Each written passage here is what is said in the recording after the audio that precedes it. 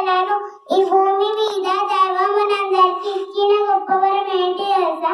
అమ్మా నాన్న లేకపోతే నేను లేను, మీరు లేరు, అసలు మనుషులే ఉండరు. అలాంటి అమ్మా నాన్న గురించి దైవం ఖురాన్లో సెలవిచ్చారు. మీ తల్లిదండ్రుల్లో ఒక్కరు గాని ఇద్దరు గాని ముసలారుంటే వారిని ఉప్ అని కూడా అనకండి, వారిని చిదరించుకుంటూ సమాధానం ఇయ్యకండి.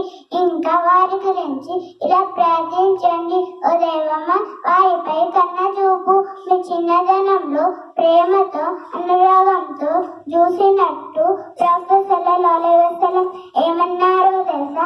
మీ అంతస్తులు పెరగాలన్నా, మీరు ఆరోగ్యంగా ఉండాలన్నా, మీ ఇంట్లో ఆనందం కలగాలన్నా అమ్మా నాన్నల జీవం తీసుకోండి. సో ఫ్రెండ్స్, కష్టపెట్టకండి కన్నతన్ని మనసు, నష్టపెట్టకండి కన్నతన్ని నష్టపెట్టకండి నాన్న పనులు. మీ కంటి కన్నీరే సగర్ద అన్నదాన మూలం.